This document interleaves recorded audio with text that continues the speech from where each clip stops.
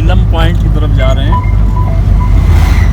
ये जिस रोड पर हम हैं ये इसको आप कश्मीर रोड भी कह सकते हैं और श्रीनगर हाईवे का एक्सटेंशन भी कह सकते हैं, जिसको नया नाम दिया गया है। ये रोड रावलपिंडी को मुजफ्फराबाद से मिलाता है कोहाला के पॉइंट से। तो आज हमने सोचा कि बच्चों के साथ वैसे तो हम इसी इलाके से ताल्लुक़ रखते हैं और हमारा वहाँ आना जाना बचपन से रहा है, लेकिन आज का विज़िट चूँकि बच्चे हमारे शहर में रहते हैं तो हमने कहा कि इनको अपने जो पिकनिक पॉइंट है, जो सियाहती मुकाम है, उसकी अहमियत का भी एहसास दिलाया जाए और इनको बताया जाए कि अपने इलाके में हमें कुदरत ने किस किस्म के हुस्न से मालामाल किया है। तो बच्चों का भी ख्वाहिश थी कि हम यहाँ पाकिस्तान भर से दूर दराज से लोग आते हैं और नीलम पॉइंट जाते हैं और सैर करते हैं, तो किसी दिन हमें भी दिखाएं कि हमारे ही इलाके में एक पिकनिक पॉइंट है जिससे हम खुद जो है वो बेखबर हैं। तो हमारा सफ़र जो है वो यहाँ से इस पॉइंट से हम जहाँ से स्टार्ट कर रहे हैं ये है बिरोड, एबटाबाद का टेल एंड है, ये आखिरी गांव है पंजाब को टच करता हुआ, देवल के बाद ये आता है। और अगर आप मरी से आएंगे तो आपको 30 से 35 मिनट लगेंगे यहाँ तक। इसी तरह अगर आप पिंडी से यहाँ आते हैं तो 1.5 से पौने 2 घंटे की ड्राइव है ये। तो बताने का मकसद ये कि अगर आप नीलम पॉइंट रावलपिंडी या इस्लामाबाद से सफ़र करते हैं तो आपको बमुश्किल 2 से सवा 2 घंटे लगते हैं। और अगर आपकी अपनी गाड़ी है तो बस इस बात का ख्याल रखना है कि वो एक तो ड्राइवर जो है वो एक्सपर्ट होना चाहिए, क्योंकि यहाँ सिंगल रोड है। रोड अगरचे कुशादा है लेकिन सिंगल रोड है, तो लोकल जो ड्राइवर्स होते हैं वो चूँकि ज़्यादा महारत से ओवर कॉन्फिडेंट भी होते हैं, तो बाज़ औक़ात आपको रास्ता नहीं मिलता और ज़रा सी गलती जो है वो खुदा न खास्ता किसी नुकसान का सबब बन सकती है। सो अगर आप पहली बार ट्रैवल कर रहे हैं, इस एरिया में आ रहे हैं, तो आप कोशिश करें कि ड्राइवर जो है वो लोकल लें, एक्सपर्ट लें, या लोकल गाड़ी जो है उसको रेंट पे ले लें। आप जहाँ से हम मूव कर रहे हैं यहाँ से नीलम पॉइंट जो है वो तकरीबन 10 से 15 किलोमीटर है जी, 12-13 किलोमीटर। खाकान अब्बासी रोड, और ये खाकान अब्बासी रोड की हम बात कर रहे हैं, जो खाकान अब्बासी रोड स्टार्ट होता है जीका गली मरी से, और इस पूरे को जो कश्मीर से मिलाता है इसको खाकान अब्बासी रोड ही कहते हैं, जो कि साबिक वज़ीर आज़म शायद खाकान अब्बासी के वालिद थे। इनका हम गुज़श्ता व्लॉग में भी तज़किरा कर चुके हैं। उनकी चूँकि इस इलाके के लिए खिदमात थी तो उनके नाम पर ये रोड का नाम रखा गया है। तो तकरीबन 10 से 15 मिनट की ड्राइव के बाद जो है वो हम इंशाअल्लाह ताला नीलम पॉइंट पहुँचेंगे। तो फिर हम आपको वहाँ की जो सूरत हाल है उससे आगाह करेंगे कि अगर आपको नीलम पॉइंट आना है तो आपको क्या क्या एहतियाती तदाबीर क्या इख्तियार करनी चाहिए, किस पॉइंट पे जाना चाहिए, खाने के लिए क्या साथ रखना चाहिए, या वहाँ क्या क्या चीज़ें दस्तयाब होती हैं, ये हम आपको वहीं बताएंगे इंशाल्लाह। और बाकी जो है वो गाड़ी का हमने बता दिया आपको कि किस तरह की आपके पास मतलब गाड़ी अच्छी कंडीशन में हो, जिसके टायर अच्छे हों, और ड्राइवर आपके पास एक्सपर्ट होना चाहिए सफ़र के लिए। गाड़ी ट्रबल फ्री होगी तो आपका पिकनिक आप जो है उसको एंजॉय कर सकेंगे, अदरवाइज़ आप जो है वो यानी आपके लिए उल्टा गाड़ी को संभालना और बाकी चीज़ें उन मसाइल को फेस करना जो आपके लिए मुश्किल हो जाएगा। तो आप ये देख सकते हैं कि यहाँ जितनी भी गाड़ियाँ नज़र आ रही हैं टैक्सी के तौर पे जो चल रही हैं वो करोला हैं, 78, 80, 82 से लेके 86 तक, 86 तक, लेकिन ज़्यादातर जो है वो 74, 76 और 82 ये वाली जो है करोला गाड़ियाँ चल रही हैं। ये इस इलाके में बहुत कामयाब समझी जाती है। तो अभी हम बिरोड के ही एक इलाके बाज़ार से गुजर रहे हैं, कोल्टी बाज़ार इसको कहते हैं। इसके बाद आगे बासियाँ आएगा, जिसको अब्बासियाँ कहा जाता है आजकल, उसका नया नाम है, माजी में उसको बासियाँ के नाम से पुकारा जाता था। तो उसके बाद फिर हम वहाँ पहुँचेंगे नीलम पॉइंट। अच्छा, नीलम पॉइंट की ख़ास बात क्या है दोस्तों? नीलम पॉइंट की ख़ास बात ये है कि वो एक ऐसा मुकाम है जहाँ पे एक नदी, इधर से एक नदी आती है जो मोशपुरी का जो की जो पहाड़ी है उसके दामन से साथ साथ गुजरती हुई वहाँ आके लगती है, दरिया झेलम में आके मिलती है। और दरिया झेलम जो है वो कश्मीर में उधर से नीलम से होता हुआ ये फिर आगे चला जाता है और यहाँ से कश्मीर पूरे को टच करता हुआ जाता है। तो यानी इस तरह से एक टी शेप में तो नदी आके जब दरिया झेलम को टच होती है तो टी की शक्ल बन जाती है। जैसे 3 दरिया मिलते हैं कारान। अच्छा, हमारे साथ जो है वो मंसूर साहब हैं जो यहाँ पे एक अरसे से गाड़ी चला रहे हैं, 15-20 साल की इनकी सर्विस है। वो ये बता रहे हैं कि इसमें दरिया झेलम जो है इसमें कितने दरिया मिलते हैं जी? 3।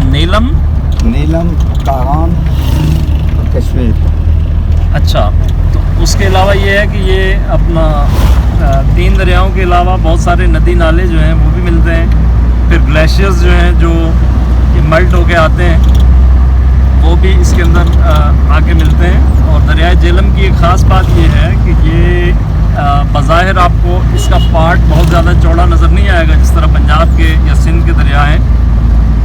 यानी इसकी जो विड्थ है, चौड़ाई है, वो बहुत ज़्यादा नहीं है, लेकिन इसके अंदर इसकी गहराई बहुत ज़्यादा है। गहराई ज़्यादा होने की वजह से चूँकि पार्ट चौड़ा नहीं है, गहराई ज़्यादा है, तो इसकी पानी की मिकदार ज़्यादा हो जाती है उसमें, तो पानी की स्पीड जो है वो बहुत ज़्यादा हो जाती है। दूसरी स्पीड ज़्यादा होने की एक वजह ये है कि चूँकि पहाड़ों से पानी आता है उसकी अपनी स्पीड होती है और जितना हाइट से पानी आएगा उसकी स्पीड उतनी मल्टीप्लाई होती जाएगी।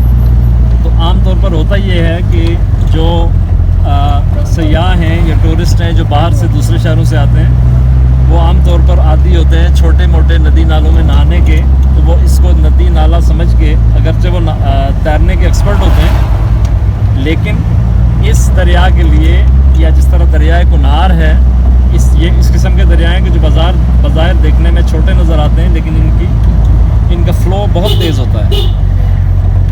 तो होता ये है कि वो धोखा खा जाते हैं, वो ये समझते हैं कि छोटा सा दरिया है, कम पानी है, लेकिन जब उसके अंदर जाते हैं तो वो उसकी शदीद तेज़ तरीन लहरों की नज़र हो जाते हैं और ठंडा भी बहुत ज़्यादा होता है। इसका पानी जो है वो गर्मी में भी इतना ठंडा होता है कि आप इसके अंदर 2 मिनट से ज़्यादा हाथ नहीं रख सकते या पाँव नहीं रख सकते। तो गर्मियों में भी इसमें नहाना जो है वो खासा मुश्किल हो जाता है। तो ये फिर अच्छा, फिर इसके अंदर चूँकि चट्टानें हैं, खाइयाँ हैं अंदर मौजूद होती हैं, तो वो डेड बॉडी जो है वो कई दफ़ा जाके चट्टानों के साथ अटक जाती है, क्योंकि बहुत दूर दराज मुकामात से बड़ी मुश्किल से डेड बॉडी मिलती है। या फिर ये कि बाज़ औक़ात वो मछलियों की और दीगर जो आबी मखलूक है उसकी ग़िज़ा बन जाती है। तो लिहाजा इसमें इस पॉइंट पे यानी पिकनिक पॉइंट पे आप अगर नीलम पॉइंट पे आएंगे तो इस बात का ख़ास ख्याल रखेंगे कि आपकी ज़िंदगी आपके लिए और आपके प्यारों के लिए सबसे इम्पॉर्टेंट है।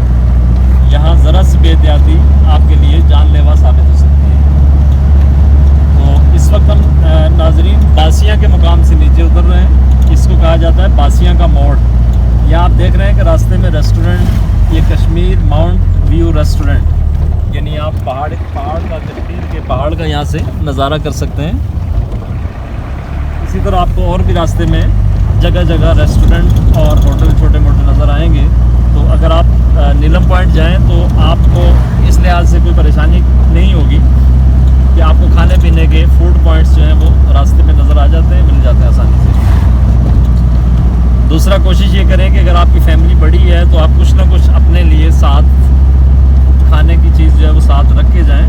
उसकी वजह यह है कि वहाँ के रेट्स जो हैं वो ज़रा सीज़न में ख़ास तौर पर बहुत हाई होते हैं। और ज़ाहिर है कि ये हर जो पिकनिक पॉइंट है वहाँ पे लोगों का एक वतीरा होता है या तरीक़ा वारदात है, या उसको एक वो अपने लिए अपॉर्चुनिटी समझते हैं, चूँकि 2-3 महीने की बात होती है, उसके बाद उन्हें कुछ मिलता नहीं है, तो वो इस मौके से भरपूर फ़ायदा उठाते हैं और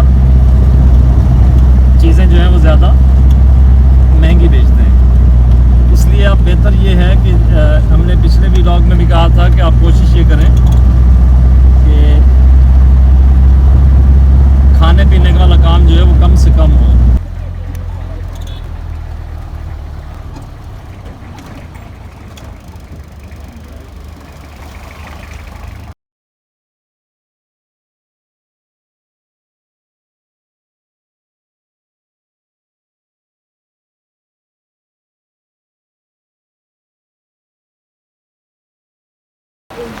व्यूअर्स, हम इस वक्त नीलम पॉइंट पे हैं दरिया झेलम के साथ। बेसिकली दरियाए नीलम जो है, चूँकि इसमें शामिल होके आता है कश्मीर से, इसलिए इसको नीलम पॉइंट के नाम से पुकारा जाता है। अदरवाइज़ इसका बेसिक जो लोकल नाम है वो कनेर पुल इसको कहते हैं। कनेर पुल इसलिए कहते हैं कि एक नहर जो वहाँ से आती है, नदी, वो दरिया झेलम में शामिल होती है और वो बीच में एक पुल है, कनेर प्लस पुल, यानी नदी और पुल मिला के कनेर पुल हो गया। तो इसका जो नेटिव नाम है, लोकल जो लोग इसको कहते हैं, वो कनेर पुल कहते हैं। मैंने भी जो लोकल जो कुछ लोग हैं उनसे पूछा कि भाई ये इसको नीलम पॉइंट क्यों कहा जाता है, नीलम तो यहाँ से काफ़ी दूर है। उन्होंने कहा जी एक तो ये है कि क्योंकि नीलम इसी रास्ते से गुजर के लोग जाते हैं। दूसरी बात ये है कि दरिया नीलम जो है वो दरिया झेलम में शामिल होता है। और तीसरी बात ये है कि इस दरिया का रंग भी, इसके पानी का आप देख रहे होंगे, नीला नज़र आता है। तो ये 2-3 चीज़ें मिला के इसको दरिया नीलम का नाम दिया गया। अब ये है कि ये आप देख सकते हैं कि इस वक्त भी, इस सीज़न में, इस वक्त ऑफ सीज़न है, लेकिन आपको फिर भी सयाहों की बड़ी तादाद जो है यहाँ पे नज़र आती है जो पिकनिक मनाने आते हैं।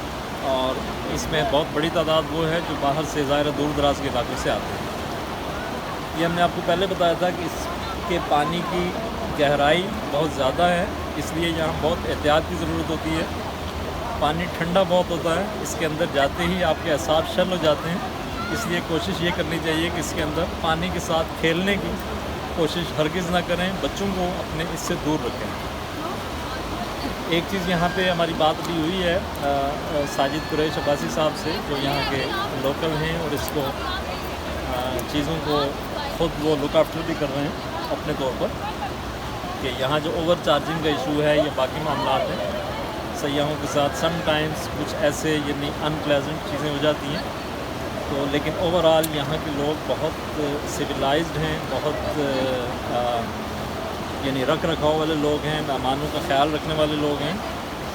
और हर लिहाज से यहाँ जो बाहर से लोग आते हैं, हमारी बहुत सारे लोगों से बात हुई है, तो वो खुश होके जाते हैं। They are very happy with this people. यही वजह है कि वो लोग यहाँ बार बार आते हैं। और जो गर्मियों का सीज़न होता है, जब यहाँ पे बहुत ज़्यादा तादाद सयाहों की आती है, तो यहाँ आपको पार्किंग की भी जगह नहीं मिलती और ये सारी चारपाइयाँ जो हैं वो, अच्छा एक और फिल होती हैं। एक और चीज़ ये है कि सर्दियों में दरिया का पार्ट जो है वो कुछ कम हो जाता है। गर्मियों में ये आपको ये जो पत्थर नज़र आ रहे हैं सारे, ये ऊपर तक जो है तकरीबन इससे 20, 25, 30 फीट आगे तक इस दरिया का पानी आ जाता है। और सर्दियों में जो है वो इसकी विड्थ जो है वो कम हो जाती है। तो आप यहाँ जब भी आएँ, हमने आपको एक तरह की गाइडलाइन देने की कोशिश की है कि आप किस तरह से आ सकते हैं, गाड़ी किस तरह से हायर करनी है आपने, रेंट पे लेनी है, और यहाँ आके आपने किस तरह से एंजॉय करना है। तो आप अपनी फैमिली के साथ ज़रूर आएँ, दोस्तों के साथ आएँ और अपना ख्याल रखें। Thank you very much. कासी साहब जो जमात इस्लामी एबटाबाद के अमीर भी हैं और इस इलाके के नेटिव भी हैं, और एक अरसे से इनकी समाजी खिदमात भी, अलखिदमत में भी एक्टिव हैं और अदरवाइज़ भी इलाके में समाजी कामों में बढ़ चढ़ कर हिस्सा लेते हैं। और ये चूँकि इनका नेटिव टाउन है, तो हम इनसे पूछेंगे कि ये जो पिकनिक पॉइंट है, इसके हवाले से जो शिकायत आती हैं आमतौर पर, जो लोग बाहर से दूसरे शहरों से आते हैं, वो बाज़ औक़ात ऐसे वाक़यात हो जाते हैं कि वो मनफी तासुर लेके जाते हैं। तो उसकी बेहतरी के लिए और फिर इस पिकनिक पॉइंट को इम्प्रूव करने के लिए, यहाँ अट्रैक्शन पैदा करने के लिए क्या क्या चीज़ें हैं जो की जानी चाहिए, या जिसके लिए ये एफ़र्ट कर रहे हैं। ये सबसे बिस्मिल्लाहिर्रहमानिर्रहीम। कुछ तो मसाइल वाक़यातन मौजूद हैं और कुछ चूँकि सोशल मीडिया का दौर है, पुराने क्लिप्स वगैरह चल कर या उन क्लिप्स की मनपसंद तशरीह कर दी जाती है, उससे मसाइल पैदा होते हैं। ओवरऑल यहाँ कोई बड़ा हादसा नहीं हुआ है। कुछ लोगों ने खुदकुशियाँ की हैं, वो भी हादसा की उस खाते में डाली गई हैं। इक्का दुक्का हादसा भी हुए हैं।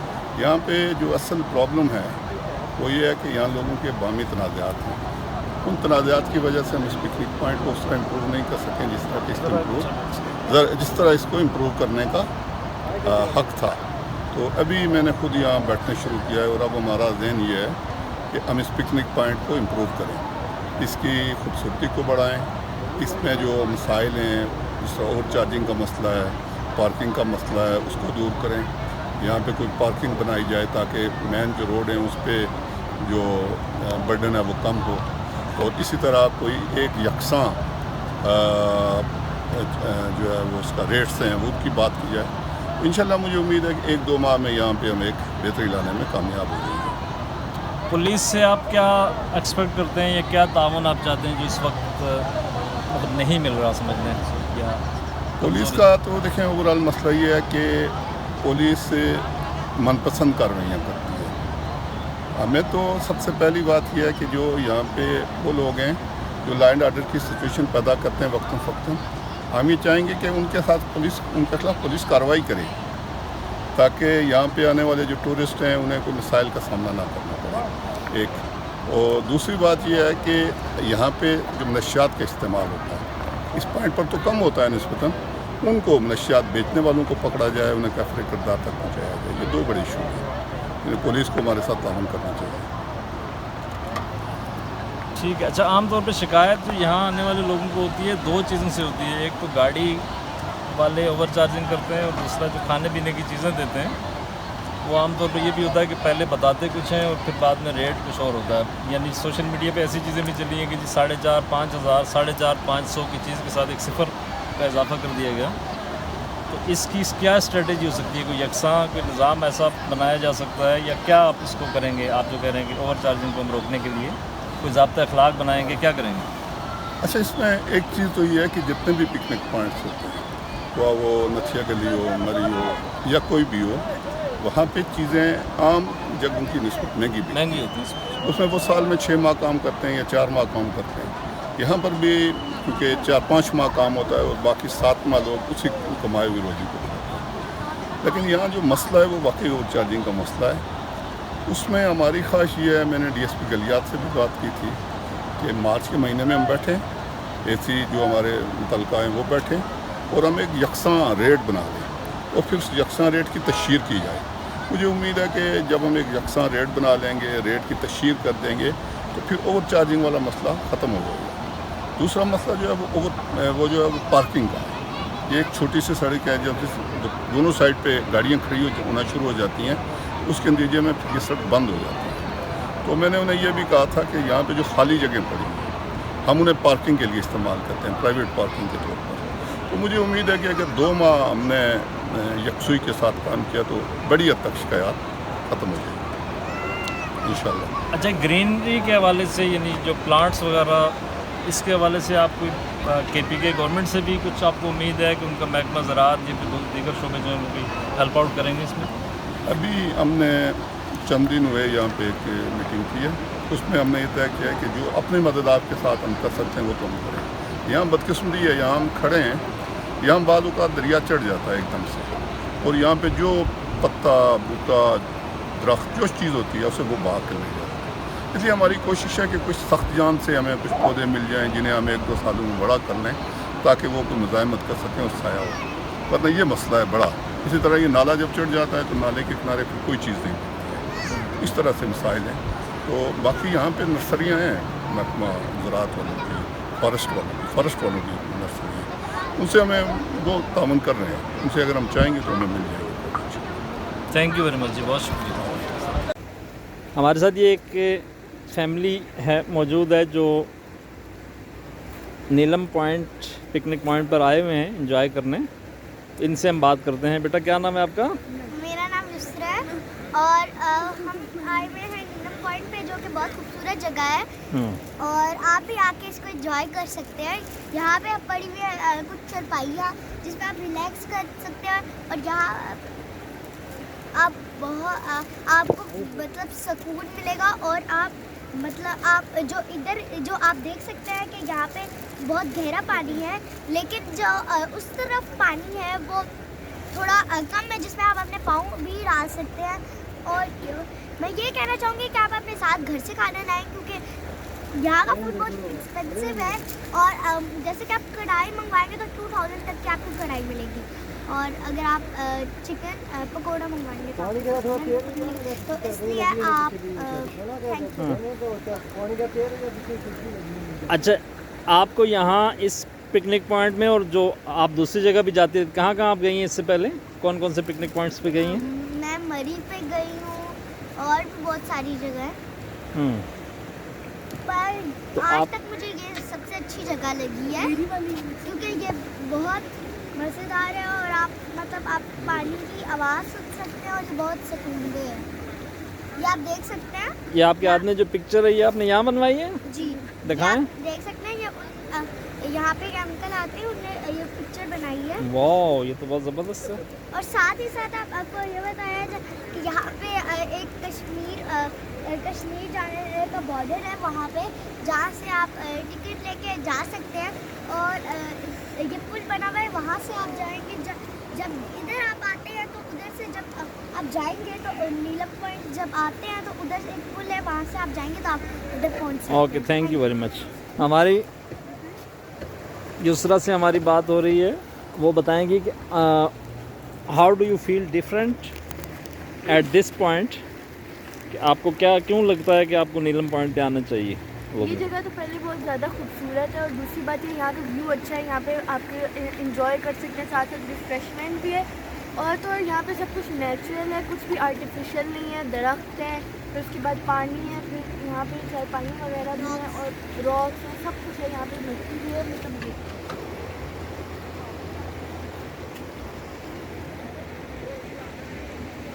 व्यूअर्स, ये रॉक्स जो हैं ये सारी दरिया के अंदर का से ही निकाली क्या गई हैं, नेचुरली ये ऊपर आई हैं। और दरिया जब अपना जगह छोड़ता है तो वो ये रॉक्स सामने आ जाती हैं, और जब ये